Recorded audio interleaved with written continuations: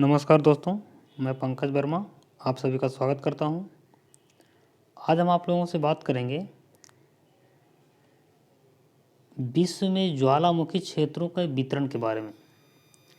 ये आप जैसा कि देख रहे हैं आप, ये विश्व का मानचित्र है और उसमें भी हम मुख्यतः आपसे बात करेंगे ज्वालामुखी श्रृंखला के बारे में, ज्वालामुखी कटक के बारे में और ज्वालामुखी चाप के बारे में। ये तीन वर्ड, ये तीनों का अर्थ क्या होता है, ये कहाँ पे हो सकता है, इससे जो महत्वपूर्ण प्रश्न पूछे जाते हैं उसको कैसे हमको डील करना है, ये चीज़ समझना है आपको। तो देखिए, जो ज्वालामुखी श्रृंखला जो होती है वो आप जैसा कि देख रहे हैं, नॉर्थ अमेरिका है ये, और ये जो है आपका साउथ अमेरिका है।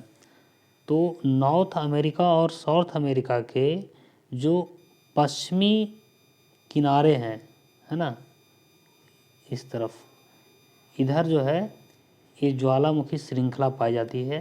यानी ज्वालामुखी एकदम क्रम से सीधे इस प्रकार से पाई जाती है इस किनारों पे। तो आपको यहाँ पे समझना क्या है, इसको थोड़ा ध्यान से समझिए कि यहाँ पे जो अब आपसे पूछा जाए, जैसे देखिए, आप अगर प्लेट टेक्टोनिक बढ़िया से पढ़े होंगे, उस वीडियो को देखे होंगे, तो ये समझना आपके लिए एकदम चुटकी का खेल होगा, है ना। आप बहुत आसानी से इसको समझ जाएंगे। अन्यथा थोड़ा सा ध्यान देना पड़ेगा, थोड़ा ध्यान दीजिए अगर नहीं देखे हैं तो।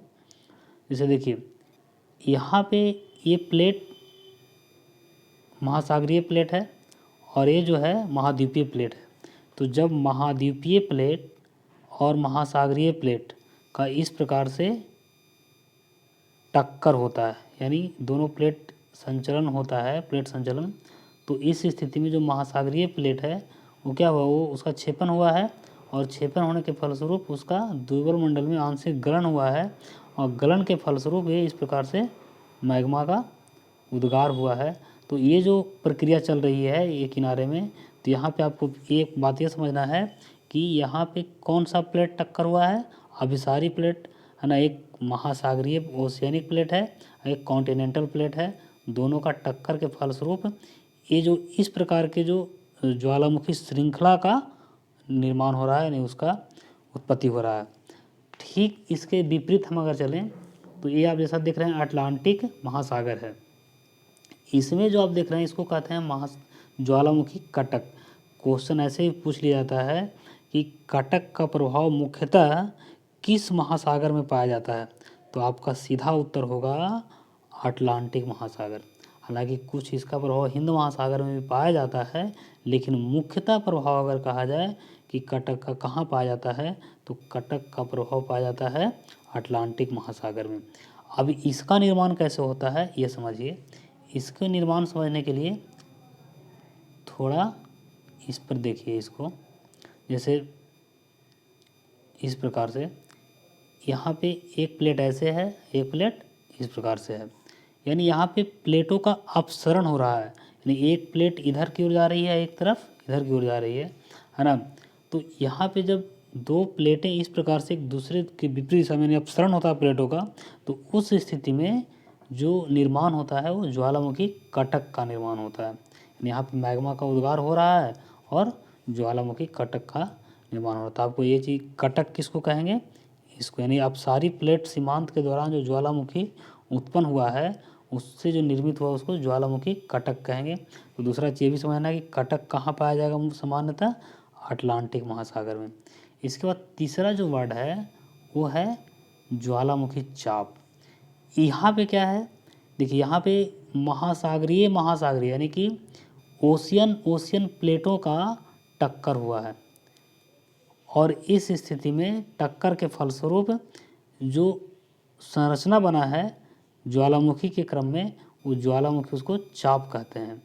इसका सिंपल उदाहरण आप ऐसे देख सकते हैं, ये जो जापान का क्षेत्र है, फिलीपींस का क्षेत्र जो है आप देख रहे हैं, है ना, तो ये सब ज्वालामुखी चाप के द्वारा ही निर्मित हुआ है। यानी मैग्मा का उद्गार हुआ है। कहाँ मैग्मा का उद्गार हुआ है, महासागरीय क्षेत्र में। किस घटना के बाद, महासागरीय प्लेट का टक्कर होने के फलस्वरूप। तो ये चीज़ आप सिंपल आगे फिगर के माध्यम से सिर्फ ये समझिए कि ज्वालामुखी श्रृंखला जो है इस प्रकार से ज्वालामुखी श्रृंखला जो है इस प्रकार से यहाँ पाया जाएगा, ये सब क्षेत्रों में, ये सब जो है ज्वालामुखी श्रृंखला है। ये जो है महासागरीय ज्वालामुखी क्या है, कटक है, और ये ज्वालामुखी चाप है। ये कौन, जैसे ये जो आप देख रहे हैं लाइनिंग किया हुआ, ये जो लाइनिंग किया हुआ आप देख रहे हैं, इसी को हम कहते हैं ज्वालामुखी चाप, है ना। तो हम इन चीज़ों पे बारी बारी से बात करेंगे डिटेल से, सिर्फ अभी आप ओवरव्यू देख रहे हैं, फिगर से समझ लीजिए कि ज्वालामुखी श्रृंखला कहाँ पाया जाएगा, कटक कहाँ पाया जाएगा और चाप कहाँ पाया जाएगा। अब हम आगे बढ़ते हैं, बारी बारी से तीनों पे बात करते हैं, है ना। तो पहला है ज्वालामुखी कटक। तो ज्वालामुखी कटक के बारे में हम क्या जाने, कटक के बारे में जाने कि अपसारी प्लेट से यानी दो प्लेट एक दूसरे की विपरीत दिशा की ओर संचरण कर रही है।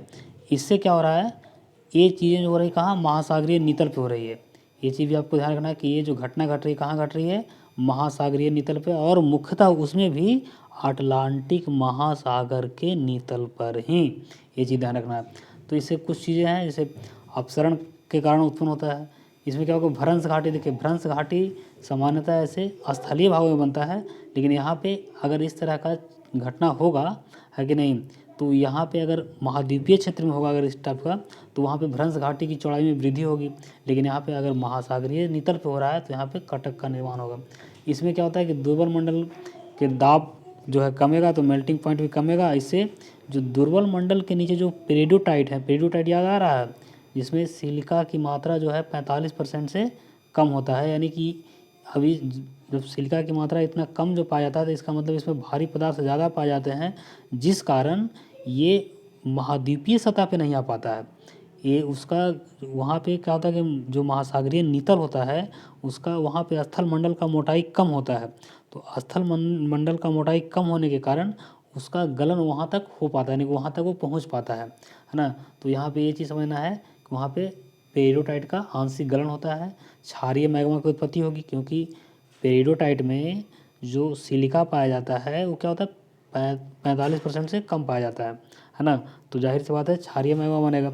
आपको हम पिछले वीडियो में बताए थे कि जो सिलिका की जो मात्रा होता है वो अम्लीयता के समानुपाती होता है, यानी कि अगर सिलिका की मात्रा अगर ज़्यादा पाई जाएगी तो वो जो मैग्मा होगा वो अम्लीय होगा। लेकिन यहाँ पे जब ठीक उसके विपरीत अगर हम बात करें तो यदि सिलिका की मात्रा कम होगी तो इसका मतलब जो मैग्मा हो गया होगा वो क्षारीय होगा। तो ये चीज़ आप समझ गए होंगे। इसके बाद जो है ये समझिए कि अब यहाँ पे देखिए, यहाँ पे कोई विस्फोट नहीं होगा। आपको ये भी पता है कि अपसारी प्लेट सीमांत में किसी प्रकार का विस्फोट नहीं होता है, शांतिपूर्वक जो है ज्वालामुखी का उद्गार होते रहता है। अब यहाँ पे जो चट्टान बनेगा, यानी कि आपसे ये भी क्वेश्चन पूछा जा सकता है कि वो जो उस यानी अपसारी प्लेट सीमांत महाद्वीप महासागर के नीचे नितल पे जो घटना घट रही है तो वहाँ पे जो चट्टान का निर्माण हो रहा है कि नहीं, तो कौन सा चट्टान, बेसाल्ट चट्टान से निर्मित ज्वालामुखी कटक की उत्पत्ति होती है। यानी आपसे अगर ये भी प्रश्न पूछा जाए कि जो महासागरीय कटक है उत्तरी अटलांटिक में या अटलांटिक महासागर में, तो वो किन चट्टानों से निर्मित है, तो आपका उत्तर होगा बेसाल्ट चट्टानों से निर्मित है। तो ये चीज़ आप समझ गए होंगे, प्रोसेस समझ गए उसका कहाँ पे पाया जाता है, फिगर देख करके आप उस चीज़ को समझ गए।